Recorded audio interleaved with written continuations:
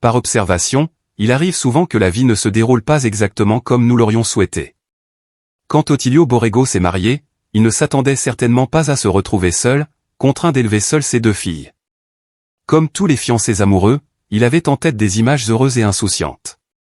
Malheureusement, personne n'est à l'abri de la tristesse, de la déception et des difficultés, et Ottilio ne faisait pas exception. Si quelqu'un lui avait parlé de son avenir, il aurait tout simplement ri. Qui pouvait croire que sa femme, une femme et une mère, abandonnerait si facilement son mari et ses enfants? Un tel scénario était presque impensable. À l'époque, il y avait toujours des pères rebelles, mais nous parlons ici de mauvaises mères. Les femmes sont généralement dotées du sens du devoir et des responsabilités. Apparemment, Melvan n'échappe pas à cette règle. Elle a perdu ses illusions sur son mariage et sur la vie monotone et ennuyeuse d'une mère de famille, pleine de tristesse, de déception, d'ennui et de problèmes à la fois. Il y avait clairement un manque de joie dans sa vie. Lorsqu'Ottilio est rentré du travail après une journée épuisante à l'usine et qu'il a trouvé un mot de sa femme sur la table de la cuisine, il a été stupéfait et n'y a tout d'abord pas cru. Il pensait qu'il s'agissait d'une plaisanterie stupide. Cependant, lorsqu'il n'a trouvé aucune des affaires de Melva dans l'appartement, il lui a fallu un effort et une force considérables pour croire et réaliser que c'était arrivé. Melva a dit à son mari qu'elle ne pouvait pas emmener ses filles avec son nouveau partenaire. Elle ne voulait élever que ses propres enfants et a donc confié la responsabilité de ses filles et de leur éducation à son mari. Celui-ci a également indiqué qu'il apporterait une aide financière dans la mesure du possible, ce qui n'a apparemment jamais été le cas. Lorsque Melva est partie, ses filles n'étaient que des petites filles, l'aînée, Rebecca, n'avait que 8 ans, et la plus jeune, Alfreda, venait d'avoir 4 ans. Il était impossible de comprendre une mère qui abandonnait ses enfants. Cependant, comme Ottilio l'a appris dans son amère expérience, de telles situations ne se produisent pas seulement dans les mélodrames, mais aussi dans la vie réelle. Ni Ottilio ni les filles n'ont jamais revu Melva. Il a demandé le divorce à distance et a renoncé à ses droits. Tout comme la mère des filles, aucun des 3 n'a vécu cette situation sans problème ni douleur. Chacun d'entre eux a connu sa propre douleur et sa propre déception. Les filles pleuraient de manière enfantine et Ottilio se mettait même parfois à boire un peu trop, mais il reprenait vite ses esprits. Il s'est rendu compte que s'il lui arrivait quelque chose, ce serait la fin de ses filles. Cette prise de conscience lui a donné de la force et l'a aidé à mobiliser ses ressources intérieures. Le père travaillait dur pour gagner plus d'argent et offrir le meilleur à ses filles. Désormais, il doit être non seulement un père, mais aussi un substitut de sa mère. Il a donc fait tout ce qui était en son pouvoir. L'homme ne s'est pas contenté de se concentrer sur le soutien financier, il a également pris soin de ses filles, les a aimées et les a protégées. Il voulait qu'elles s'épanouissent pleinement. Club d'hiver, école de musique et d'art, piscine. Tout était à leur disposition, comme à celle de n'importe quel autre enfant. Ottilio a lui-même développé un complexe dont il ne voulait pas priver ses filles. Il a tout fait pour leur donner tout ce qu'il fallait pour qu'elles n'aient pas l'impression de grandir sans leur mère. Et c'était suffisant, j'avais l'impression qu'elles avaient déjà des traumatismes d'enfance. Il n'était pas nécessaire d'aggraver une telle situation de vie. Terrible, bien sûr, avec un rythme de vie aussi effréné et une quantité énorme de soucis et de problèmes, l'homme a dû se mettre non seulement à l'arrière-plan, mais peut-être beaucoup plus loin. Il n'a même pas envisagé de s'occuper de sa vie personnelle. Bien que de nombreux conseillers, surtout des hommes, recommandent vivement de trouver une nouvelle mère pour les filles et de transférer toutes les responsabilités à la nouvelle épouse, Ottilio trouvait cela tout simplement inacceptable et inconcevable. Il ne savait pas si cette nouvelle femme serait quelqu'un de bien, si elle deviendrait une vraie mère pour ses filles ou si elle serait capable de remplacer sa mère. Impossible, si la mère biologique pouvait causer autant de douleur aux filles et traiter ses propres enfants de la sorte. Qu'est-ce qu'on peut dire d'une inconnue, se dit l'homme, et ainsi de suite. Bien que son raisonnement soit logique, il ne voulait pas admettre que la douleur n'était pas seulement infligée aux filles. Il était aussi monstrueusement traumatisé par les actes de sa femme. Ottilio aimait beaucoup sa femme et il était aussi peu préparé à une telle trahison que n'importe quelle personne normale mais différente. Nombreux sont ceux qui n'ont pas eu le temps de se préoccuper d'eux-mêmes ou de guérir de leur douleur, parce qu'il y avait suffisamment de choses à faire. Il a donc enterré ses émotions, ses sentiments et ses griefs le plus profondément possible, avec une forte volonté. L'homme a coupé les ponts avec le passé et s'est efforcé de ne pas y penser ou d'y réfléchir. L'avenir était devant lui et pour en faire une réalité, il devait résoudre de nouveaux problèmes chaque jour, chaque heure et chaque minute, en élevant seul ses 2 filles. Ce n'était pas une tâche facile. Il s'est avéré que les filles venaient de planètes et d'univers différents. Il a lutté de toutes ses forces pour les élever, les accepter, les aider et les protéger. Cela n'a pas toujours fonctionné, mais il a essayé tous les jours. Le fait de s'occuper d'elles, de compenser l'absence de leur mère, a conduit les deux filles à devenir égocentriques, mais leur père était pire. Il ne s'intéressait à lui que comme à une ressource et sa phrase favorite était « donne-moi ça ». Dans une famille, il doit y avoir un équilibre entre ce que l'on donne et ce que l'on reçoit. Otilio, lui, ne leur donnait que ce qu'il avait, Alfreda et Rebecca ne recevaient que ce qu'elles recevaient, mais ce n'était jamais assez. Ce n'était pas assez pour elles depuis qu'elles étaient adolescentes. Pour lui, c'est devenu extrêmement difficile. L'autorité de la figure paternelle a tout simplement cessé d'exister. Si elle a existé dans leur petite enfance, pendant les coutumes, l'homme s'est rejeté toute la faute et a assumé l'entière responsabilité de ce qui se passait. Les filles étaient heureuses, mais le deuil s'ajoutait à leur sentiment de culpabilité. Au milieu d'une dispute, pour la clore et faire pencher la balance en votre faveur et sortir vainqueur d'un conflit ou d'un scandale, vous pouvez toujours crier à la fin, « Maman est partie à cause de toi et de ton comportement, elle nous a abandonnés parce qu'elle ne pouvait pas vivre avec toi, c'est de ta faute. Nous avons grandi sans maman. Notre enfance horrible est de ta faute. » Ils y croyaient eux-mêmes, mais c'était une tactique de manipulation tellement commode et toujours fiable qu'ils ne pouvaient pas l'abandonner. Ils laissaient toujours l'homme désarmé, l'obligeant à se rendre immédiatement. Il ne pouvait plus s'opposer ni résister. C'est de sa faute si Alfreda et Rebecca ont grandi ainsi, oui, c'est certain. Peut-être qu'à un moment donné, il n'a pas mis de limite et n'a pas affirmé sa parole paternelle d'autorité, mais Otilio aimait beaucoup ses filles et avait peur de leur faire du mal. En général, tout se passait comme ça.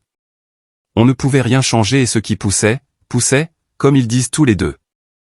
Les filles ont commencé à organiser leur vie personnelle dès leur plus jeune âge, les hormones devaient être très fortes à l'époque. À l'époque, leur esprit fonctionnait à peine, tant Otilio avait de problèmes avec elles. C'est toujours comme ça avec les enfants de cet âge, ils font toujours les mêmes erreurs, prennent des décisions stupides en criant qu'ils sont déjà adultes, mais quand arrive le moment inévitable de rendre des comptes, ils courent, la queue entre les jambes, vers leurs parents et crient, « C'est un gâchis. Aidez-nous. » Otilio ne pouvait pas les héberger. Son foyer n'avait pas la force morale de le faire, et tout ce qu'il faisait, c'était de gérer les problèmes sans fin créés par ses filles en raison de leur nature dure, de leur égocentrisme et d'autres qualités charmantes. Rien n'incitait les filles à revenir. Selon leur père, elles étaient simplement habituées à ce qu'on vienne les chercher et exiger qu'on s'occupe d'elles. Il n'est jamais entré dans leur plan de vie, il ne leur est pas venu à l'esprit qu'il y aurait un jour où elles devraient payer des dettes. Quand Otilio aurait besoin de leur aide, de leur soutien et de leur sympathie, c'est pourquoi lorsque leur père a été soudainement diagnostiqué avec un cancer, cela a été un grand coup pour les deux filles, parce qu'elles avaient pitié de leur père. Peut-être un peu, mais ce n'était pas l'essentiel. L'essentiel était qu'elles prennent leurs responsabilités et commencent à résoudre les problèmes qui se posaient de manière autonome. Ni Rebecca ni Alfreda n'étaient préparées à un tel changement de vie. Les filles discutent entre elles et décident d'un plan d'action, mais bien sûr, personne n'a l'intention d'en parler à son père. Les filles, devenues de jeunes femmes, n'ont pas pris en compte les principes de l'humanisme ni prêté attention aux considérations morales dans leurs décisions et leurs actions. Elles ne se sont pas convaincues mutuellement de la justesse de leur démarche et elles ont agi avec insouciance, sans se préoccuper d'abord de tromper et de faire de grandes promesses, elles ont dit beaucoup de belles paroles, mais tout cela n'était que pour impressionner et empêcher Otilio de douter. Au moment le plus critique, ces filles ont insisté pour qu'il signe un acte de donation leur transférant tous les biens qu'il possédait. Naturellement, tout cela a été couvert par des discours éloquents sur la façon de procéder pour rester en vie et obtenir rapidement des fonds pour le traitement. En cas de problème, ils ont longuement plaidé auprès de leur père et, finalement, celui-ci, épuisé, a tout signé. Tout ce qu'il demandait était plus facile à faire pour lui. Il a dû expliquer une fois de plus pourquoi il ne voulait pas le faire. Dès qu'ils ont quitté le bureau du notaire, l'homme a compris ce qu'il attendait à l'avenir. Malheureusement, il n'avait pas tort. Tout le plan pour ses filles bien-aimées est devenu clair et a cessé d'être un secret. L'appartement, les comptes bancaires, même la vieille voiture. Et tout a été réparti entre les sœurs. Elles estimaient que l'État aurait dû être chargé des soins et du traitement de leur père. Il est étonnant que des personnes ayant une telle vision du monde et un tel caractère puissent trouver des excuses pour croire que leur père payait des impôts. Nous devrions tout payer de notre poche, a déclaré Alfreda. Bien sûr, c'est absurde de dire que cet homme travaillait dans une usine où il n'était pas en bonne santé, a répété Rebecca. Elle a immédiatement oublié combien d'années cet homme avait passé à s'occuper de ses filles et à les protéger, rien de tout cela. L'essentiel était de trouver quelqu'un à blâmer et à pointer du doigt, peu importe l'absurdité et l'illogisme des arguments et des raisonnements pour croire et attaquer l'accusé. C'était important et les filles ne devaient en aucun cas admettre leur culpabilité. Et les filles devaient tout nier. Elle décida un instant que son père avait ruiné sa santé en travaillant pour l'État, en payant des impôts, et que maintenant l'État et seulement l'État devait s'occuper de Man. Sans remords, toutes les propriétés d'Ottilio furent vendues presque instantanément. L'argent fut divisé en parts égales entre Alfreda et Rebecca, et le père, malade et fragile, fut immédiatement envoyé dans un hospice de la ville pour y passer ses derniers jours. Ses filles ne se soucient plus de savoir combien de temps il lui reste et à quoi ressembleront ses jours. Elles avaient obtenu ce qu'elles voulaient et avaient quitté cette phase de leur vie la conscience tranquille. Ottilio était simplement dans un état de choc et d'horreur envahissante. Il a profondément ressenti son impuissance et son inutilité lorsque ses filles l'ont emmené à l'institution médicale et l'Y ont laissé. Les sœurs avaient déjà cessé de cacher leur véritable identité, leur nature et leurs intentions. Elles ne lui ont même pas dit des mots gentils ou promis qu'elles lui rendraient visite et qu'elles verraient leur père. Pourquoi s'en préoccuper? Ils avaient déjà tout ce qu'il fallait. Une fois, Ottilio s'est demandé s'il était responsable de ce qui s'était passé. Oui, cela lui arrivait régulièrement, au cours d'innombrables nuits blanches. Il essayait d'analyser sa vie et de comprendre où il avait échoué, ce qu'il avait fait de mal ou si c'était la faute des gènes transmis par la mère sans cœur qui les avait abandonnés. Les questions étaient philosophiques, elles n'avaient pas de réponse, mais ensemble, elles donnaient un résultat impressionnant sur son échelle de la mesquinerie et de la trahison, tandis que le père était profondément impressionné par la façon dont il avait finalement élevé les filles. Ils ne se sont pas préoccupés de questions morales ou éthiques, tous deux n'ont rien vu d'extraordinaire ou de répréhensible dans leurs actions et leurs décisions. Ils se sont tous deux parfaitement appuyés sur leur mesquinerie et leur hypocrisie, jouant l'un contre l'autre. Nous devons encore vivre, tout est pour l'avenir. Pourquoi devrions-nous oublier notre avenir et passer nos années d'or avec ceux que nous ne pourrons pas récupérer? Dans le lit d'un malade, il semblait qu'on le nourrissait et qu'il ne se donnait pas la possibilité de douter de quoi que ce soit pendant un court laps de temps. C'était encore une source de conversation et de discussion, mais ensuite c'était tout simplement oublié, effacé de la mémoire. Bref, j'avais une maman, maintenant je n'en ai plus. Il y avait un père et il n'est plus là. Ni la sœur cadette, ni la sœur aînée n'ont eu l'idée de s'enquérir de la santé de leur père, de savoir comment il allait, comment se passait son traitement, quel était son état d'esprit et son état général. Tout cela leur était profondément indifférent. Les sœurs avaient leur propre vie et la vivaient du mieux qu'elles pouvaient.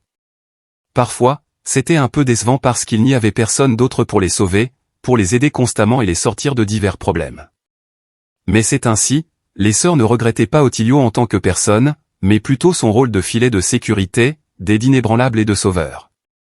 Cela fait maintenant 3 ans que la maladie a été diagnostiquée chez cet homme et il a passé le même temps dans un établissement psychiatrique, où ses filles l'ont privé de la possibilité de vivre dans son propre appartement et lui ont tout pris pendant toute cette période.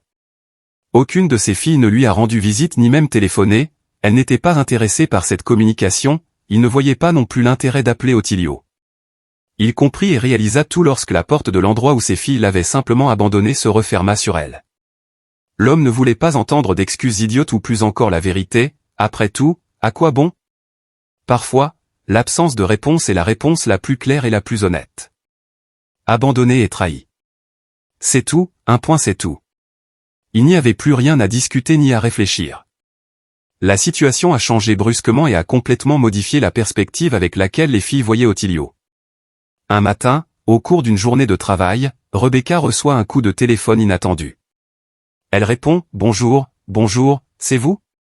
Rebecca Borrego, elle entend une voix féminine inconnue. « C'est mon nom de jeune fille, maintenant je suis Rebecca Crespo », demande Rebecca nerveusement. « Je m'appelle Marina et je suis assistante notariale. »« Je m'appelle Marina et je suis l'assistante d'un notaire. »« Dis-moi comment entrer en contact avec ton père, Ottilio Borrego, et comment le retrouver. » La fille hésite. « Pourquoi avez-vous besoin de mon père ? » Je ne peux pas vous le dire, je suis lié par le secret d'un testament. Malheureusement, Rebecca est surprise et ne sait que faire ou dire. Qui pouvait bien chercher son père qui lui avait peut-être laissé un héritage, peut-être sa mère? Dans ce cas, il serait plus logique qu'ils recherchent leur fille et non leur ex-mari. La femme décide de répondre avec prudence, « Mon père est malade et se trouve dans un établissement médical fermé. Avant de le déranger, j'aimerais savoir ce qui se passe. Quel est le secret du testament dont vous parlez? Cela relève-t-il aussi de la notion de secret? » Rebecca, l'assistante du notaire, l'interrompt. « J'ai cru comprendre que vous n'alliez pas me donner l'adresse d'Ottilio. Je dois y réfléchir et consulter ma sœur. Vous comprenez que vous m'avez troublé, c'est bon, je vous appellerai bientôt. » Sur ce, sans attendre son accord, Rebecca raccrocha. Elle était en état de choc et complètement désorientée. Les hypothèses la tourmentent et l'anéantissent à ce moment précis. Elle décida qu'il était impossible de faire cela sans Alfreda. En fait, il fallait l'appeler et lui raconter la conversation. Alfreda ne répondit pas au téléphone pendant un long moment. Finalement, Rebecca entend une voix endormie et désapprobatrice, « Tu es devenue complètement folle, il est 9 heures du matin, c'est mon jour de congé. » Exactement, je pense que j'aurais pu reporter une affaire non urgente, réveille-toi et écoute bien, dit la jeune sœur d'un ton autoritaire et commence à raconter en détail le dialogue qu'elle vient d'avoir. Lorsqu'elle eut terminé, Rebecca demanda à nouveau à Alfreda ce qu'elle en pensait. « Je ne sais pas, je n'ai pas dormi du tout, dit la deuxième sœur, elle aussi confuse. Peut-être que tout doit être vérifié. Rebecca, si elle savait, je ne lui demanderais pas, mais nous avons besoin d'informations précises et détaillées pour agir à bon escient et les yeux ouverts, tu n'es pas d'accord? Il faut donc tout savoir le plus vite possible. D'accord, je vais y réfléchir. Alfreda reste un moment immobile, comme si elle faisait le point sur ses pensées, et après une pause, elle demande avec hésitation, tu crois que maman est morte et qu'elle a laissé un testament? C'est la première chose à laquelle j'ai pensé, mais en général, c'est illogique. Dans ce cas, c'est nous qui figurerions sur le testament, et non l'ex-mari, à qui Rebecca a échappé. Il a raisonné raisonnablement, mais il l'a fait de manière constructive, juste parce qu'il avait envisagé toutes les options possibles, il a simplement eu plus de temps pour comprendre le problème que la logique de sa jeune sœur Alfreda semble être. Il accepta à contre-séhure. Rebecca, je vais essayer de trouver quelque chose dès que possible. Heureusement, c'est mon jour de congé, mais ne t'attends pas à des résultats. Je n'ai pas encore trouvé par où commencer. J'ai une idée, lui dis-je. Pour cet assistant, mon père était dans un établissement médical, je pense que s'il est assez persévérant et que le travailleur les appelle probablement tous. Que pensez-vous qu'il faille faire? Alfreda a fini par comprendre. Si c'est le cas, nous pouvons procéder ainsi, attendre quelques jours et ensuite essayer de parler à quelques infirmières du service où se trouve papa. C'est pas mal. Tu connais quelqu'un. Comment quelqu'un pourrait-il le faire? Y sommes-nous allés? Bien sûr que non, mais la question n'est pas compliquée, il faut trouver et intéresser quelqu'un. Alfreda se raisonne. Eh bien, occupez-vous-en et faites-moi savoir ce que vous pouvez trouver, et nous réglerons cela en conséquence. La conversation entre les deux sœurs s'est terminée, chacune réfléchissant profondément à ce qui s'était passé. Par la suite, bien qu'il y ait eu un plan de collecte d'informations, les deux sœurs ont voulu développer au moins quelques-unes de leurs propres conjectures. Aucune des deux sœurs, la plus jeune et la plus âgée, n'a eu l'idée de quelque chose de sensé. Elles ne connaissaient aucun parent, seulement leur bon père et nominalement leur mère. Ni Alfreda ni Rebecca ne croyaient vraiment que Melva pouvait soudainement apparaître dans leur vie, même si elle était morte depuis de nombreuses années. Elle avait complètement éliminé son ancienne famille de sa vie. 3 jours s'étaient écoulés depuis cette conversation et les deux femmes étaient terriblement nerveuses à propos de leur vie passée et de leur père, qui n'occupait pas une place aussi importante dans leur vie. Depuis longtemps, Rebecca envoyait nerveusement plusieurs fois par jour des SMS à sa jeune sœur pour lui poser des questions, mais elle recevait des excuses dans l'après-midi. Le 3e jour, Alfreda a appelé sa sœur, « As-tu trouvé quelque chose ?» Elle est allée droit au but, sans perdre de temps. Elle va droit au but, sans perdre de temps, oui, j'ai trouvé. Et qu'est-ce que c'est? Dis-moi, ne fais pas comme si je te suppliais. Alfreda. Rebecca s'impatiente. Je t'ai dit qu'il suffisait de stimuler financièrement les gens et de les motiver. C'est ça, c'est simple. Il se trouve que le notaire est déjà allé chez papa. La jeune sœur se vante et continue de s'étirer avec plaisir, Rebecca se contente de respirer profondément dans le téléphone, attendant anxieusement des informations. Bref, nous ne l'aurions jamais imaginé nous-mêmes. Bien sûr, papa avait un frère sauveur. Je me souviens vaguement qu'il en parlait parfois. Salvador a émigré aux États-Unis dans les années 80. Il a longtemps été pauvre, une vie typiquement difficile pour un immigrant, mais il a eu une chance inouïe.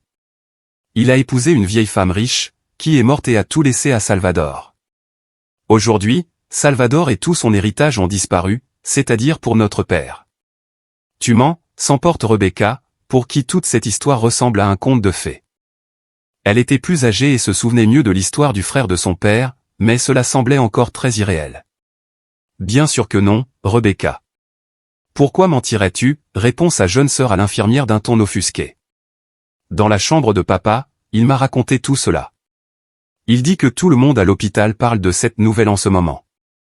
Imaginez l'agitation. Tout le monde en parle. Cette infirmière de la presse dit qu'elle a elle-même entendu tout ce que l'homme a dit au notaire et nous savons ce qu'il y a dans l'héritage. Rebecca posa la question principale, celle qui l'intéressait le plus. Ah, c'est la principale surprise. Oui, il y a une liste de biens sur plusieurs feuilles, des appartements, des maisons, des comptes et des voitures que la vieille femme a utilisées lorsqu'elle était la femme d'un gros bonnet.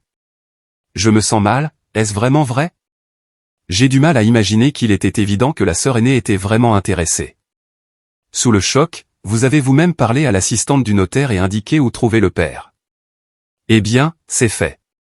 Vous l'avez trouvé et vous êtes allé directement le voir, il se trouve que c'est arrivé la nuit, le jour où ils vous ont appelé, comme ça. Oui, je pense qu'ils sont intéressés par la recherche de l'héritier eux-mêmes. Ils sont payés pour ce travail, je suis sous le choc, tu m'as complètement abasourdi, je n'arrive toujours pas à croire à la chance que nous avons, Rebecca. Alfreda était remplie de joie. Tes paroles sont une chance pour papa en ce moment, dit la sœur aînée, bien sûr.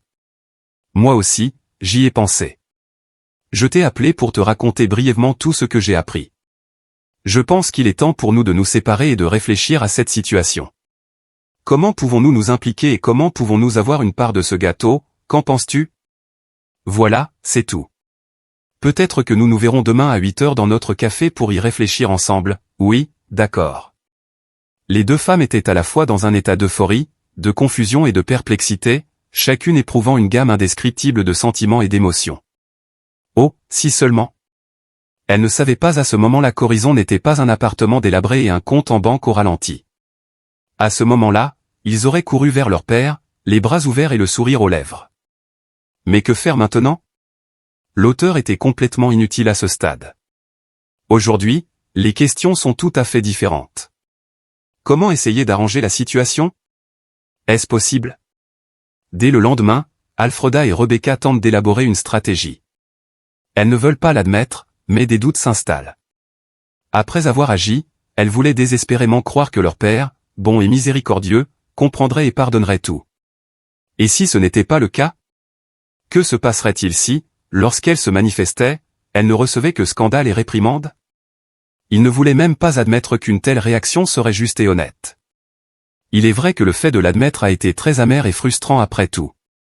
Elles avaient construit un mur de justification pour leurs actions méprisables pendant si longtemps que toutes ces pensées étaient suspendues dans la tête des deux femmes et elles étaient encore plus confuses lorsqu'elles ont découvert que la veille, à chaque minute qui passait, plus de questions et plus d'inquiétudes ajoutaient de la tension à l'atmosphère.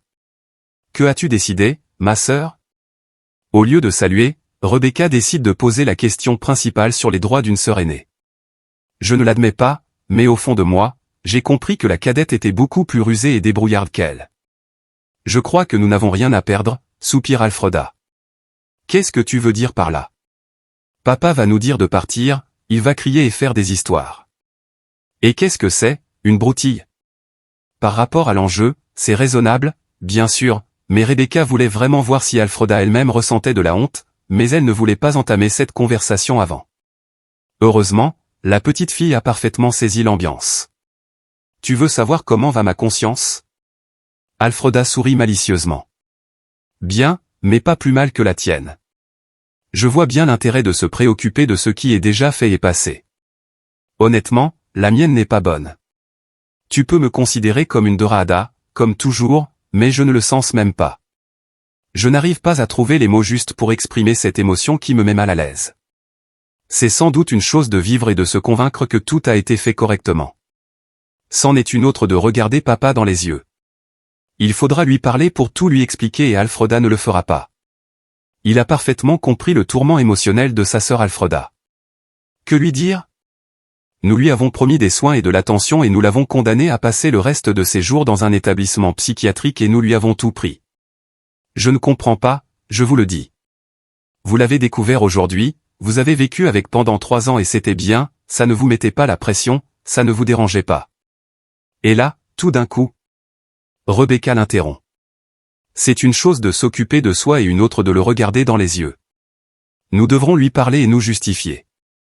Je ne sais pas, je ne pense même pas qu'il nous accuse, il nous aurait appelé à ce moment-là, il aurait compris que nous l'avions abandonné, répond l'imperturbable jeune sœur. Oh, voyons, Rebecca, c'est moi qui ai inventé tout ça, peut-être que je l'ai fait toute seule, peut-être que tu n'y as pas participé. Ou peut-être que tu n'as pas pris ta part de l'argent, peut-être que tu n'as pas rendu visite à papa pendant ces 3 ans. Je ne vais pas me dédouaner et je suis prêt à admettre que mes actions sont désagréables et qu'elles me caractérisent mal, mais là n'est pas la question. Je parle de la manière de gérer le fait qu'il jugera notre bonne conduite, comme toujours. Nous baisserons les yeux et nous nous excuserons si vous ne comprenez pas. Si ça ne marche pas, au moins nous saurons que nous avons essayé. Et si ça marche, au moins vous comprendrez les perspectives, dit Alfreda. Rêveur, tu sembles très cynique à ce sujet. Votre façon de faire ne semble pas fonctionner du tout. Je n'insiste pas, tu es libre d'agir comme tu l'entends, mais je trouve ton jugement étrange. Comme si vous aviez peur d'affronter votre réaction. Vous n'avez pas eu peur à ce moment-là, n'est-ce pas? J'ai cru que je ne te reverrai jamais, avoue Rebecca en baissant la tête.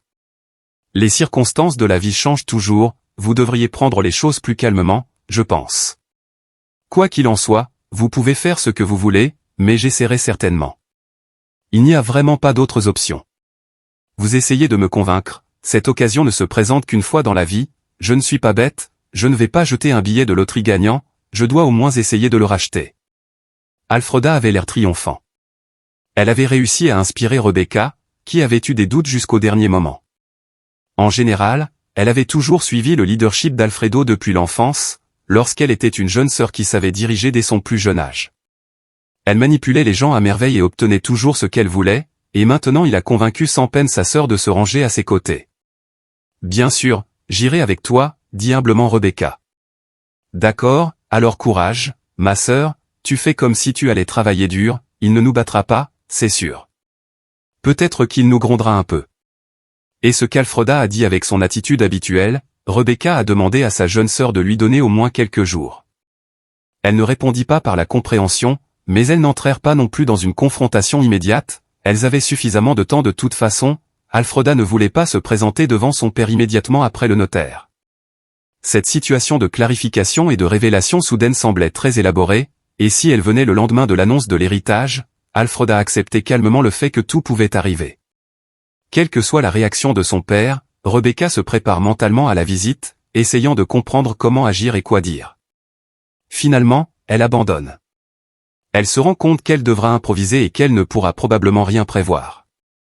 Il était impossible d'imaginer comment Ottilio se comporterait, ce n'est qu'avec lui qu'ils pourraient être guidés dans leurs réactions. Les sœurs se sont rendues à la réception de l'établissement médical où leur père était hospitalisé et ont décidé que c'était pour toujours. Nous ne pouvons qu'espérer et supposer que quelqu'un d'en haut dicte nos actions et sait avec certitude que nous ne pouvons rien faire, en essayant bien sûr de l'imaginer au mieux. Rebecca et sa sœur ont acheté beaucoup de sucreries pour gâter leur père, qui ne voulait pas revenir les mains vides après 3 ans d'absence. Tout en se préparant, d'autres scénarios de réaction possibles au comportement d'Ottilio, que les sœurs n'auraient jamais pu prévoir, leur ont traversé l'esprit. Cette fois-ci, dans la vraie vie, son père a fait comme si de rien n'était. Il l'accueillit comme si elle lui avait dit au revoir hier, comme si sa visite était quelque chose de naturel. Alfreda et Rebecca entrèrent dans la salle de réception, où l'infirmière leur indiqua l'emplacement d'Ottilio, qu'elles reconnurent immédiatement. Il était assis à une table avec un vieil homme qui jouait aux cartes. Les femmes s'approchent de lui avec précaution et lui disent par derrière, « Bonjour, papa ». Ottilio se tourna légèrement, regarda les visiteurs et dit, « Bonjour », calmement. Il leur dit, « Attendez, je dois terminer la partie ». Ils étaient surpris, ils s'attendaient à quelque chose, mais pas à cela. Naturellement, ils n'eurent d'autre choix que de s'asseoir docilement sur le canapé dur près de la fenêtre et d'attendre que leur père ait fini. Cela a probablement pris un quart d'heure. Les sœurs étaient tellement surprises qu'elles ne se parlaient même pas et n'échangeaient pas un regard. Elles restèrent assises en silence, observant les joueurs et attendant leur mouvement. Pourquoi était-il venu? Dès qu'il s'approcha de ses filles, Ottilio commença par poser la question la plus importante. Rebecca bégaya et n'eut pas le temps de se préparer à l'attaque, toutes les émotions auxquelles il s'était mentalement préparé auparavant disparurent pendant le temps d'attente. Nous voulions savoir comment tu allais, Alfreda.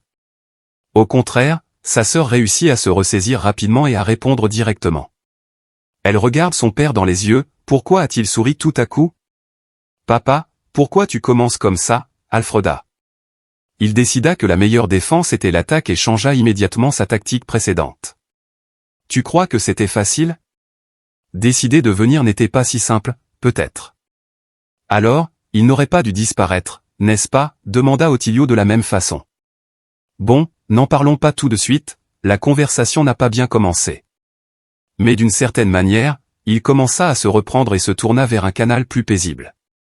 Ottilio parlait froidement, et peut-être même avec indifférence, mais en tout cas c'était bien mieux que ce à quoi les sœurs s'attendaient. Elles essayèrent en vain de persuader leur père de leur annoncer la nouvelle de l'héritage. La plus jeune fille, très perspicace, a commencé à raconter les détails de sa vie. Elle le fait avec parcimonie, sans trop parler d'elle, pour que son interlocuteur ait envie de participer à la conversation. Rien n'y fait, le père répond calmement et de manière rassurante, ne parlant de lui que dans des termes déjà un peu évidents sur le traitement, quelque chose sur la vie à l'hospice.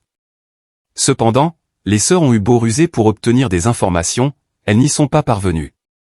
Cependant, leur plan était d'essayer de convaincre leur père de leur manque d'intérêt et que l'événement de l'héritage et son apparition n'étaient pas liés. Bien entendu, personne n'avait l'intention de parler directement de la mort du frère de leur père, et Alfreda et Rebecca n'avaient pas non plus l'intention de discuter avec leur père de ce qu'elles savaient au sujet de cette richesse soudaine. Leur plan était d'essayer de convaincre leur père de leur désintérêt et que l'événement de l'héritage et son apparition n'avaient rien à voir. Bien entendu, personne n'avait l'intention de parler directement de la mort du frère de leur père, et Alfreda et Rebecca n'avaient pas non plus l'intention de discuter avec leur père de ce qu'elles savaient au sujet de la richesse soudaine. Cependant, les sœurs avaient convenu à l'avance que si Ottilio décidait de partager avec ses filles, il feindrait la surprise. Mais les femmes ne reçurent aucune information sur ce qui s'était passé. Au bout d'un certain temps, Alfreda décida qu'il fallait aborder le problème avec une ruse militaire.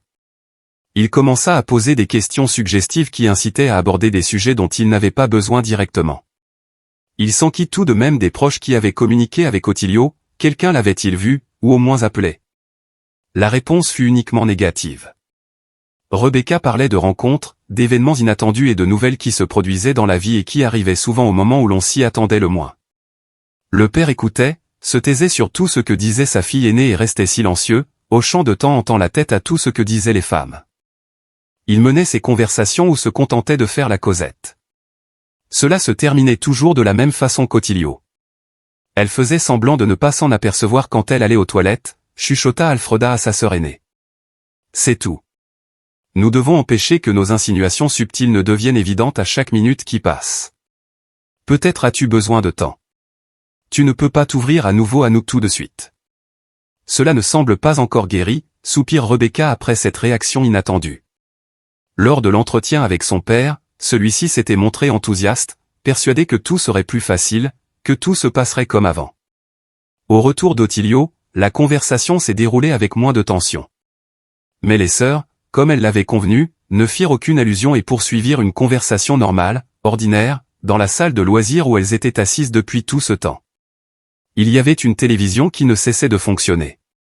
Ils se sont assis dans un coin sans déranger ceux qui voulaient regarder, et le son de la télévision ne les a pas interrompus. À un moment donné, leur conversation s'est arrêtée, les yeux d'Alfreda ont glissé sur l'écran en marche et elle a vu qu'il passait le film de son frère et la décision a été prise en une seconde. D'ailleurs, le film de son frère a attiré l'attention de son père et de sa sœur aînée. « Papa, comment va ton frère? Oncle Salvador ?» Alfreda a immédiatement reçu un coup de pied involontaire très douloureux de la part de sa sœur aînée. « Je ne sais pas, ça fait longtemps qu'on ne s'est pas parlé, » mentit Ottilio sans sourciller, incapable de contenir sa soudaine impulsion de oui et de non. Au début, elle était habituée à ne jamais se reprocher quoi que ce soit dans la vie. Elle n'en voyait pas l'intérêt pratique, mais une chose demeurait. Clara, son père, ne voulait pas renoncer à sa position et défendait son secret face à la ruse de ses filles. Cela n'est évidemment pas passé inaperçu. Il a même osé recourir au mensonge pour. La suite ? Alfreda connaissait suffisamment son père pour savoir qu'il n'avait pas pris cette décision à la légère. Contrairement à elle, elle ne supportait pas le mensonge et préférait se taire ou ne pas divulguer d'informations si nécessaire. Les mensonges éhontés étaient très rares chez lui. Un certain temps s'écoula après ce qu'il avait fait. Les femmes s'assirent pour discuter de choses et d'autres avec leur père, puis s'en allèrent en promettant de revenir bientôt. Dans 3 ans? Ottilio ne put s'empêcher de faire un commentaire sarcastique.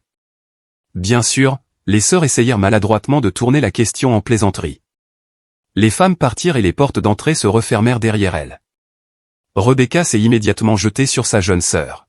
« Tu appelles ça le faire taire? Pourquoi as-tu failli le faire ?» Il a crié que l'occasion s'était présentée, mais tu as remarqué que papa a menti. Même s'il déteste mentir.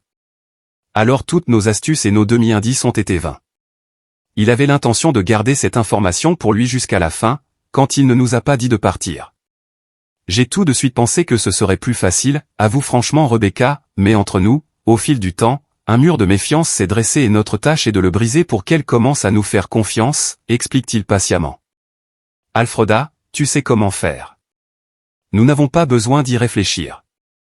Analyser ce qui s'est passé aujourd'hui, tirer des conclusions et éviter les erreurs, Rebecca la regarda d'un air interrogateur, mais décida de ne rien dire.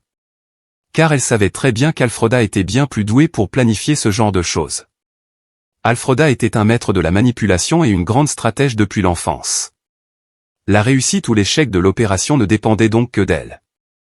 Dans ce cas, Rebecca ne pouvait que jouer le rôle d'une exécutrice calme de la volonté de quelqu'un d'autre. Alors, à demain?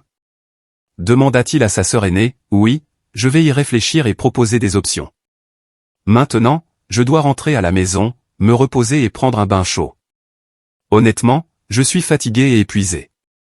La décision est prise et les sœurs se disent au revoir, convenant de se retrouver le lendemain pour réfléchir à Freshmans. Le lendemain, Rebecca attend avec impatience l'appel d'Alfreda, tôt dans la matinée. Contre toute attente, même pour elle-même, elle a quelques idées lorsqu'elle arrive enfin. Elles découvrirent que la grande sœur commençait immédiatement à s'expliquer. « Alfreda, je ne peux pas dormir toute la nuit en essayant de me mettre à la place de papa, tu comprends parfaitement la psychologie et tu sais comment amener les gens à faire ce dont tu as besoin, mais ne me transforme pas en monstre. » D'accord, la sœur l'interrompt. « Attends, écoute-moi, essaie de te mettre à la place de papa, ce que je ferai dans sa situation, d'autant plus que nous savons déjà quelque chose. Nous avons quelque chose pour commencer après la réunion d'hier et les conversations en général. Je pense que nous devons de toute façon nous débarrasser de sa méfiance et de son manque de confiance. Pourquoi ne pas lui demander directement ce qu'il veut? Avouez notre erreur, dites que nous étions des jeunes filles stupides et que nous ne savions pas ce que nous faisions, et il croira que vous êtes sérieuse. Écoute, papa, il ne sait pas comment nous savons que Salvador est mort et qu'il est le seul héritier. Rebecca a argumenté, ce n'est pas n'importe quoi. Rebecca, tu peux additionner 2 plus 2, qu'en penses-tu? Même un enfant de 5 ans aurait compris qu'à ce stade, Alfreda avait complètement rejeté le concept de comportement proposé. Tu ne veux pas m'écouter? Oui, tu n'es pas bête, oui, tu peux deviner pourquoi nous avons proposé cela et avec qui discuter, mais je te propose d'admettre notre culpabilité et de nous repentir activement, tu comprends? Que nous changions d'avis et que nous nous rendions compte de nos erreurs, demanda Alfreda en haussant un sourcil. C'est vrai, c'est un signe de méfiance, c'est exactement ce que je dis, ça me paraît idiot, marmonne la jeune sœur. Alors, qu'est-ce que tu suggères? Demande Rebecca. Je n'ai pas encore décidé, balbutia Alfreda. Écoute, tu ne peux pas décider ou proposer un plan, alors écoute ce que je dis, je demande rarement, c'est un problème émotionnel, tu comprends. De quoi s'agit-il? Notre objectif principal est l'héritage. Comment allons-nous y parvenir en faisant en sorte que papa croie à nouveau en nous, malgré ce que nous avons fait dans le passé? Rebecca hésite un instant, puis croise le regard intense de sa sœur et poursuit. Alors je suis absolument convaincu à 100% que la seule façon d'y parvenir, c'est l'honnêteté. Une honnêteté claire et prudente. Nous ne dirons pas que nous sommes entrés dans sa vie parce que nous avons appris l'existence d'un héritage très grave, mais l'honnêteté est la base. Il va donc nous donner ses conditions et là, nous devons donner tout ce qui est nécessaire pour entrer, mais faire tout ce qu'il demande, courageusement, très courageusement, Rebecca. Bien sûr, il demandera ce que vous demanderiez à sa place. Il veut clairement rentrer chez lui et récupérer son appartement. Eh bien, c'est une épreuve de force, s'exclame Rebecca si fort que les autres visiteurs du restaurant commencent à se tourner vers la table silencieuse. Qu'est-ce que tu dis? Eh bien, supposons que c'est une épreuve, mais nous devrons la faire si nous suivons votre logique. Et votre plan et votre façon de procéder. Alfreda voulait venir, s'excuser, s'informer sur l'héritage et attendre immédiatement que son père nous livre au cabinet du médecin-chef avec une étude notariale pendant qu'il resterait là pour finir ses jours. Elle s'en prend elle-même à Rebecca. Il trouve étrange de se comporter ainsi, mais sur le moment il ne comprend pas sa jeune sœur. Non, non, bien sûr que non, Alfreda n'hésite pas, non, elle nous propose d'acheter un appartement. Probablement oui, et ce qui est en jeu, c'est beaucoup plus d'argent que tu n'en as pas. Je n'ai pas oublié, non, mais ce n'est pas trop, Alfreda, je ne comprends vraiment pas en ce moment, non. Je comprends comment tu comptes faire pour que papa nous transfère la propriété de Salvador. Nous l'avons déjà trompé une fois. Peut-être devons-nous regagner sa confiance à tout prix, quoi que vous demandiez. Le profit l'emporte sur tous nos efforts, il suffit de considérer cela comme un investissement, c'est un investissement très coûteux et incertain. Tu n'as pas été convaincu, Alfreda, tu n'as pas de plan, répond Rebecca. Et ce n'est pas pour autant que tu peux mal agir, petite sœur. Ce n'est qu'une discussion, Alfreda, soyons constructifs. Nous n'avons pas beaucoup plus de temps que nous le pensions, et j'ai présenté mes arguments en détail. Je vois. C'est bien de le faire à votre façon. Apparemment, il n'y a pas d'autres options pour regagner la confiance de son père, qui a fini par abandonner. Rebecca fait de son mieux pour garder une expression neutre, mais à l'intérieur elle rayonne de joie et de triomphe. Bien qu'elle soit la sœur aînée, elle a toujours été la suiveuse, toujours soumise et à contre-courant. Aussi, le fait qu'elle ait réussi à déjouer le prédat sur une question aussi complexe et sérieuse en ce moment, la saveur de la victoire était si douce, surtout si l'on considère l'importance et la nature de principe de la décision qu'il venait de prendre. Sans blagues inutiles ni pathos, tous ces fruits peuvent dépendre des choix faits ici et maintenant. Oui, même sans précaution excessive, dépendre était une victoire sans équivoque. Pendant un certain temps, les sœurs ont discuté des détails et des limites, mais en substance, l'idée de Rebecca a été acceptée comme un plan. L'essentiel est que les sœurs ont accepté de rencontrer leur père dans 3 jours, déjà repentantes et offrant la paix dont elles avaient besoin pour réparer leur relation père-fille, oublier le passé et le mettre derrière elles. Elles ont tout de même dû s'excuser pour que l'affaire soit réglée en douceur. Lors de la 2e rencontre, Otilio s'est montré un peu plus calme avec ses filles, mais il était clair qu'il était encore blessé. Il aurait été étrange de le blâmer ou de lui faire des reproches, bien sûr, mais à une certaine distance, des non-dits et une neutralité sont restés entre eux pendant le dialogue. Rebecca décide de poser la question qui était dans l'air lors de la dernière rencontre, mais que les filles n'avaient pas posée. Comment se sentait leur père, mais elle ne l'avait pas interrogé sur sa maladie oncologique, peut-être avait-elle peur ou se sentait-elle mal à l'aise, il s'agissait probablement d'une symbiose de sentiments contradictoires. « Papa, comment vas-tu ? La maladie est en rémission stable jusqu'à présent, j'espère qu'elle le restera, Dieu merci, merci aux médecins, ils m'ont vraiment sauvé, bravo, répondit Otilio sans hésiter. Père, comment ça Alfreda, je comprends que nous sommes très coupables devant vous et je comprends que se pardonner l'un à l'autre n'est pas si facile et est probablement peu probable, mais s'il vous plaît comprenez, dans l'enfance, maman nous a abandonnés, nous étions terriblement fatigués des pertes et nous avions simplement peur de vous perdre aussi, c'était si douloureux et terrible que c'était un comportement stupide et impardonnable. Rebecca regardait sa sœur et n'en croyait pas ses yeux, Alfreda pleurait, le directeur de l'institut de théâtre lui-même dirait en toute confiance à propos de cette scène, je le crois. Comment racheter notre culpabilité? Comment se réconcilier? En disant cela, il a évidemment préparé le texte pour Rebecca. Alfreda, après l'écriture dramatique, passa d'une hésitation inexprimable à un tressaillement à chaque mot, puis à une larme qui roula sur sa jouée, à la dernière question cruciale, elle se mit à pleurer. Rebecca était choquée par les capacités artistiques de sa sœur et il ne pouvait s'empêcher de penser qu'elle avait certainement utilisé ses tours sur moi plus d'une fois. Ces actrices trompent, puis se défont rapidement, après tout, ce n'était ni le moment ni l'endroit pour réfléchir. Nous devions garder le visage et l'esprit de l'équipe pour laquelle Rebecca jouait, elle ne pouvait pas pleurer. Comme sa sœur, elle ne possédait pas de telles compétences, mais elle dépeignit rapidement un visage de souffrance, de douleur et de tristesse, ainsi que le chagrin qui se lisait dans la tête légèrement penchée de la femme. Otilio semblait attendre cette question principale, il hésita un peu par décence et pour maintenir une pause, mais la réponse était clairement préparée. Eh bien, que puis-je vous dire, les filles ? Pour rétablir notre relation et retrouver mon statu quo, je veux rentrer chez moi. Comme vous le comprenez, vivre ici n'est pas du tout heureux, c'est supportable, mais bien sûr je comprends parfaitement, confirma Rebecca avec enthousiasme, interrompant son père.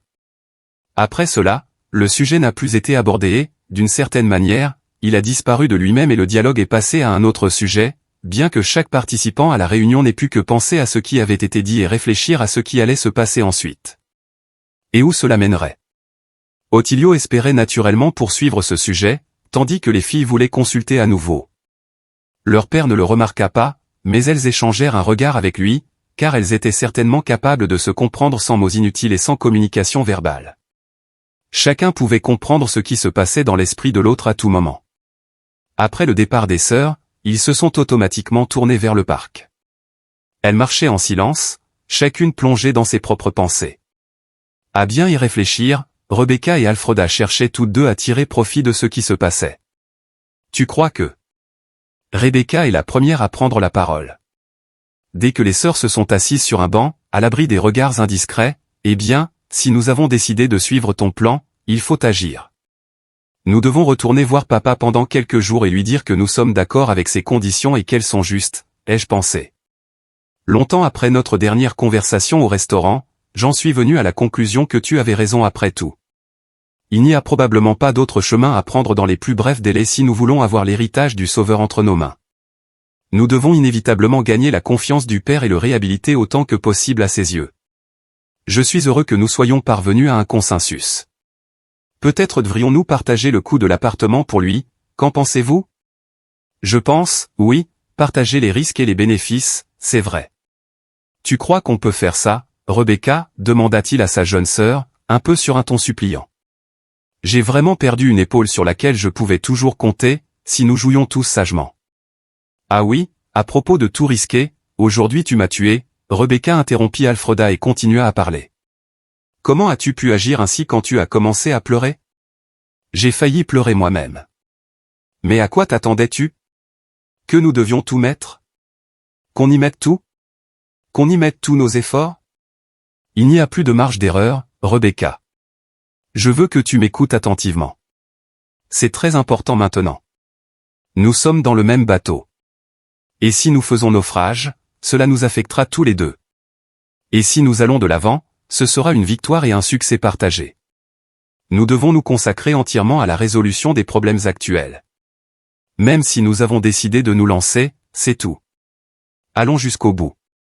Pour être honnête, cela ne semble pas très prometteur. Rebecca avoue ses craintes. Eh bien, ma chérie, c'est toi qui as conçu les studios, tu as accepté les conditions de ton père, en te repentant activement comme tu l'as exprimé. Retourne maintenant. Je ne reviendrai pas en arrière, Alfreda. C'est ainsi que je... Vous en parlez comme si notre vie en dépendait. Il hésita, réalisant que c'était essentiellement vrai. En fait, tu as même trébuché. Nous risquons de l'argent pour un bon appartement. Dans le pire des cas, nous le vendrons et nous courons le risque que, si nous faisons une erreur, papa s'enfuit dans les îles avec tout l'argent, et nous resterons ici, à le regarder allongé sur la plage, profitant du soleil et buvant des cocktails. Alfreda, tu as l'air de prendre mes idées très au sérieux. Tu peux te détendre un peu, Rebecca. Elle s'inquiète de voir à quel point sa jeune sœur a adhéré à ses arguments. Même la joie de gagner la dispute n'était plus agréable entre les deux sœurs, une conversation difficile avait eu lieu, il y avait eu des discussions et des disputes, le consensus s'était fait tout seul. Après plusieurs heures, elles décidèrent qu'il serait absurde de faire demi-tour et de fuir le champ de bataille. Elles étaient maintenant mentalement épuisées par la situation, et il serait étrange d'abandonner cette idée. Ils décidèrent que, pour le meilleur et pour le pire, ils feraient ce qu'ils voudraient. Ottilio dit oui, et s'il dit sauter, le seul doute est de savoir à quelle hauteur, plaisanta-t-il, malheureusement Alfreda, c'est le prix à payer. Qui aurait cru que les choses se passeraient ainsi il y a 3 ans? Nous savions que Salvador s'établirait avec tant de succès et qu'ensuite quelque chose pourrait mal tourner pour nous. Nous n'aurions même pas pu imaginer une telle chose. On ne peut pas tout prévoir en se basant sur. Bien sûr, vous essayez de calculer les options, mais souvent quelque chose vous échappe et revient vous hanter, ou bien il s'agit de futilités ou d'événements inconnus au moment de la prise de décision, comme c'est le cas pour nous. Cela ne s'est jamais produit avant et maintenant cela se produit à nouveau, me rappelle cette phrase célèbre et il est toujours vrai que la chose appropriée ne perd jamais sa pertinence. Assez de poésie, Rebecca. Je suis fatigué, tu ne peux pas savoir. C'est comme si je déchargeais des wagons de marchandises. Le même marché fait jusqu'à la fin, aucun avis, aucune sœur n'a été donnée. Les paumes des mains, elles se sont séparées, ayant pris la décision finale de faire une pause.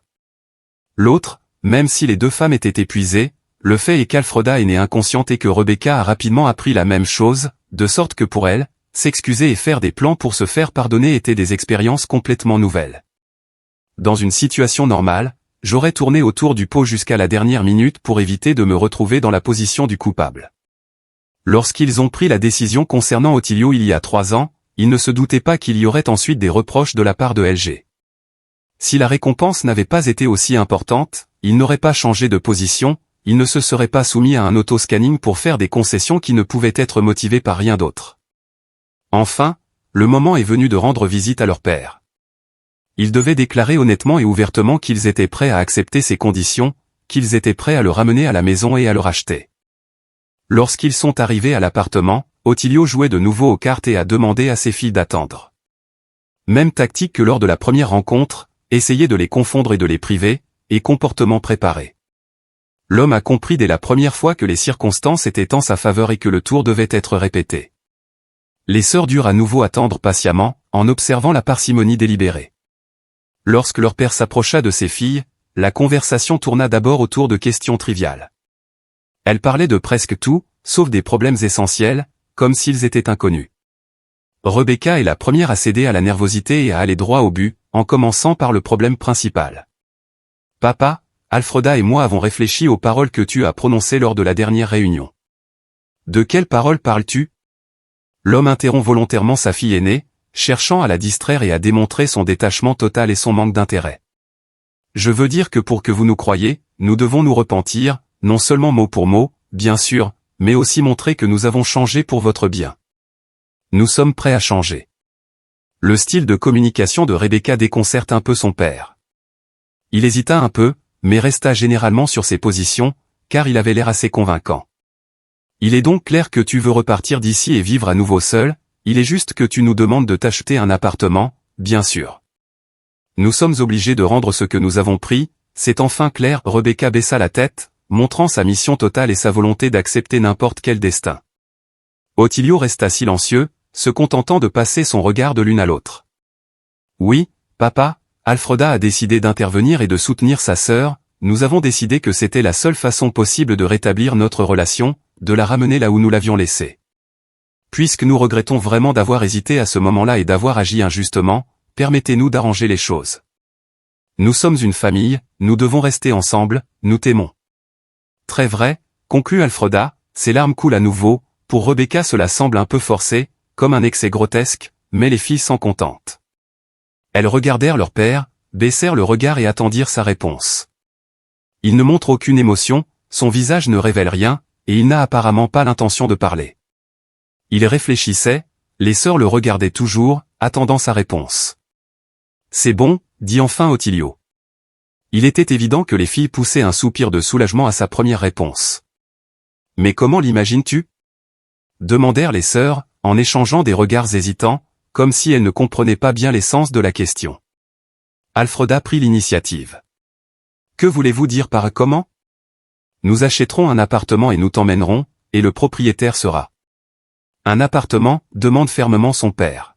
« Eh bien, hésita Rebecca, c'est important. » Alfreda demanda, presque sur un ton de défi, mais réalisant rapidement sa position, elle ajouta, « Je ne comprends vraiment pas.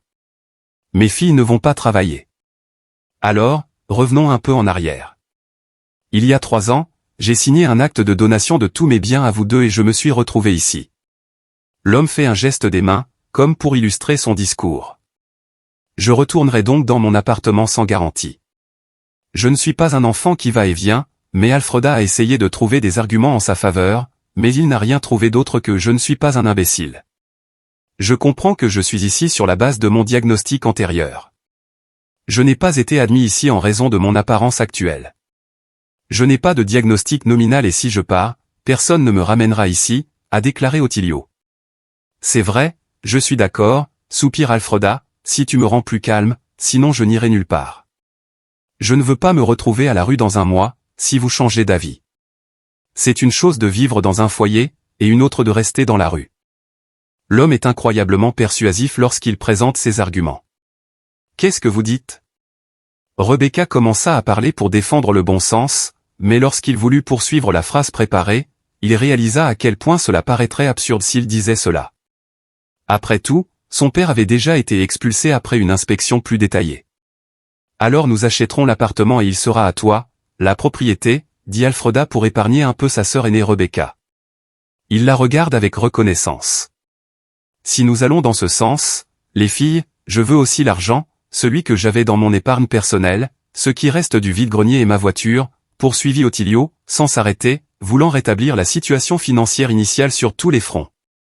Bien sûr, nous ouvrirons un compte à ton nom et nous y déposerons l'argent, déclara Rebecca, sans attendre la réaction de sa sœur cadette, la négligeant même car, d'une part, elle comprenait qu'il n'y avait pas d'autres options et, d'autre part, c'était une exigence juste de la part de son père. Ton père sera certainement le tien, répéta Alfreda comme une somnambule, elle comprenait aussi. Devant la difficulté des arguments, les deux femmes comprirent que c'était leur seule chance contre toutes les exigences d'Ottilio. Ce serait maintenant la fin complète et irrévocable de leur relation. Il n'y aurait plus aucun moyen de les aider après qu'elles se soient piégées l'une l'autre et qu'elles jouissent maintenant des fruits de leurs activités vigoureuses. Le seul réconfort était que chaque sœur se répétait comme un mantra qu'il ne s'agissait pas d'une dépense inutile, mais d'un investissement extrêmement fructueux et rentable, d'un billet pour leur avenir radieux. Elles espéraient intérieurement qu'elles ne demanderaient rien de plus, compte tenu de leurs ressources limitées.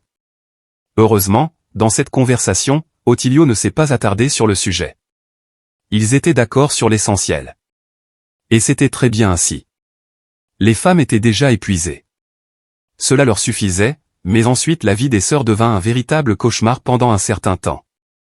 Le cauchemar a commencé lorsque leur père s'est montré très exigeant lorsqu'il s'est agi de choisir un appartement qui ne lui plaisait pas. L'un après l'autre, s'il n'était pas satisfait du quartier, de l'immeuble ou de l'appartement, que veux-tu, ne put s'empêcher de demander Rebecca après qu'Ottilio eut rejeté une série d'annonces avant même de les avoir vues.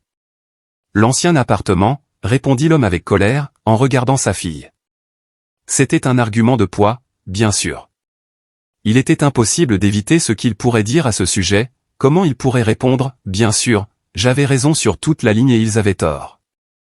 Ils ont donc dû faire preuve d'obéissance et exécuter les ordres donnés par le patron de l'émission lorsqu'ils ont trouvé un appartement convenable et que le père a été satisfait de l'inspection personnelle de l'espace de vie. Un nouveau cauchemar commence alors, le père insiste sur la nécessité de faire de bonnes rénovations. Je veux que mon appartement soit comme celui des gens normaux, comme je l'étais, disait-il en tourmentant ses filles, en les grondant sans cesse, en étant insatisfait et en les critiquant. Ottilio se comportait comme un enfant gâté, exigeant toujours plus de ses filles, et son appétit ne faisait qu'augmenter. Il y avait toujours quelque chose qui n'allait pas, que ce soit ceci ou cela, le coût de la rénovation était quelque chose dont les filles ne voulaient même pas se souvenir, car leurs yeux clignotaient instantanément, beaucoup d'efforts, de temps, de nerfs et, bien sûr, d'argent. Il n'était donc pas question de négocier le montant que les filles devaient verser à leur père, 1 million, a insisté Ottilio.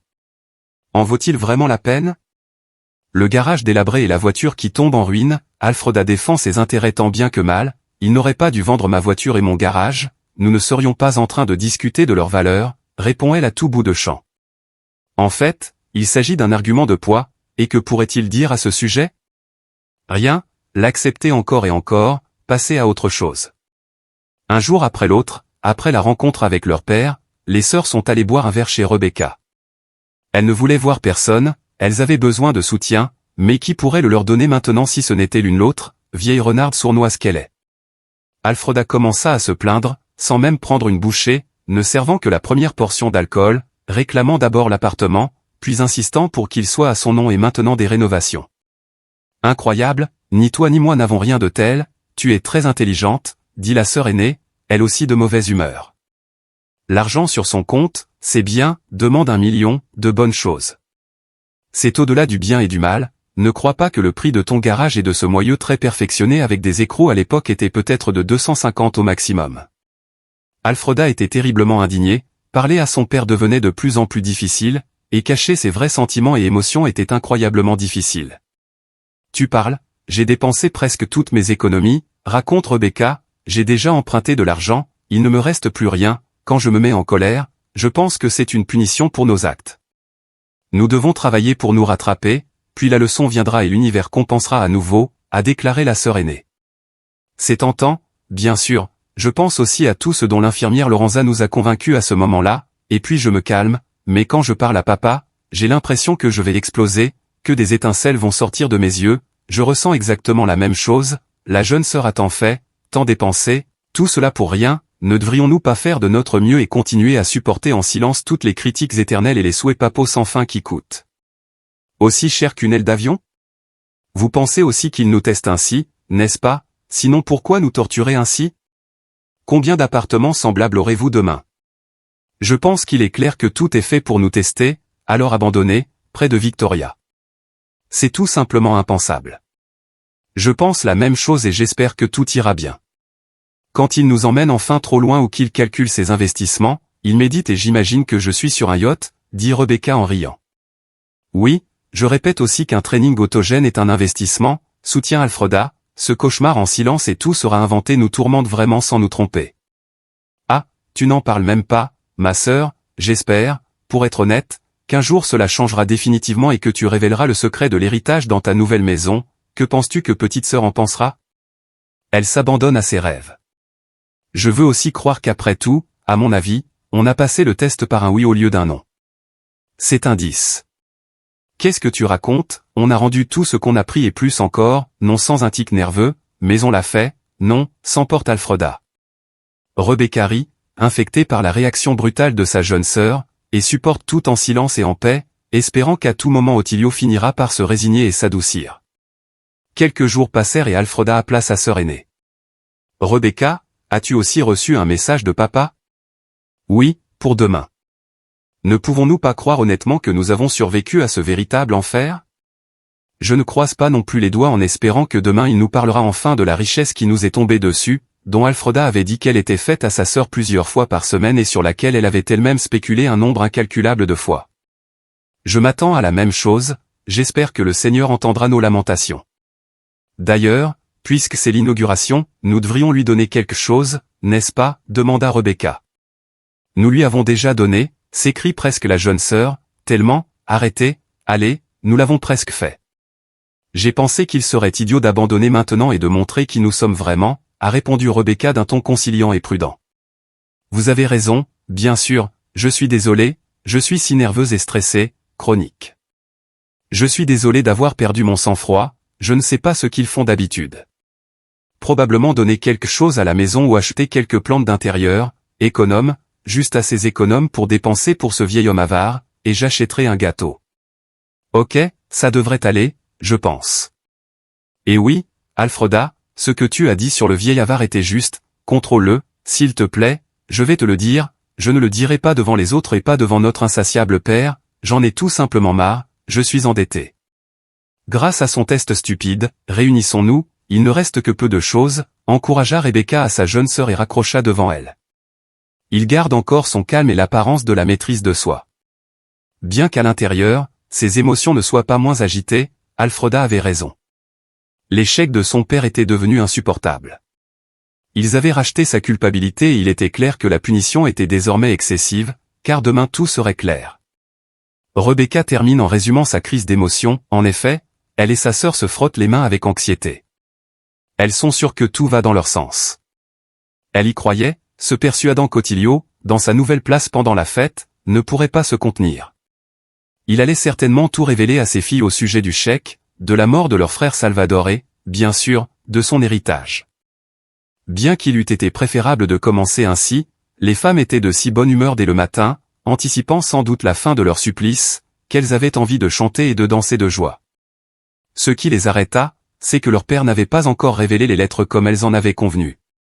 Les sœurs apportèrent un cadeau à leur père et se rendirent compte qu'Ottilio lui-même était de bonne humeur, ce qu'elles considérèrent comme un bon présage. Tout d'abord, bien sûr, il y eut une visite de l'appartement. Bien que ce soit un peu étrange, puisque les filles avaient fait la rénovation elles-mêmes, elles ne pouvaient pas refuser à leur père, surtout pour quelque chose d'aussi insignifiant. De toute évidence, cela lui procurait un réel plaisir à table.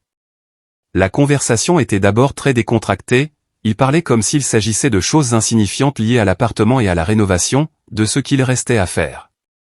Un peu à l'improviste, Ottilio a commencé à parler de sa famille. Au début, il marmonna quelque chose sur ses parents, mais dès que ses filles l'entendirent, elles attendaient le résultat et le nom désiré, leur cœur se serra, les deux sœurs contenaient leur joie débordante et le cri de triomphe enfin, pendant que leur père continuait à marmonner quelque chose, à raconter une histoire. Lorsqu'Alfreda entendit enfin la phrase « Mon frère le sauveur », elle tressaillit physiquement. Elle regarda autour d'elle, espérant que son père ne remarquerait pas sa réaction. Ottilio continua pendant une dizaine de minutes à faire un récit détaillé et fastidieux de son frère. Les filles étaient physiquement épuisées par l'attente et toutes en elles étaient en ébullition. Elles écoutaient très attentivement, craignant de manquer une information importante au milieu de ce verbiage inutile pour tout le monde, mais vital pour elles.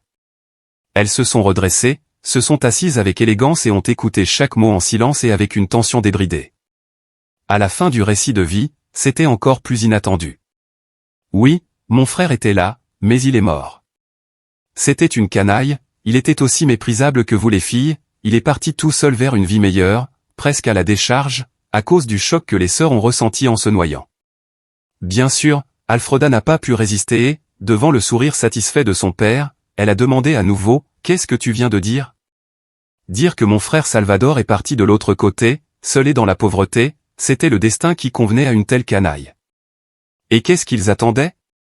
À une autre chose, dit Ottilio qui éclate de rire, satisfait de sa plaisanterie réussie.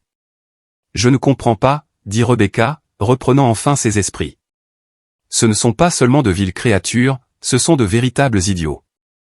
Jusqu'au dernier moment, je n'ai pas cru qu'ils tomberaient dans le panneau. Lorenza a bien joué son rôle, n'est-ce pas ? Nous avons répété pendant longtemps. Vous plaisantez, n'est-ce pas, dit la fille aînée, ne croyant toujours pas à ce qui se passait.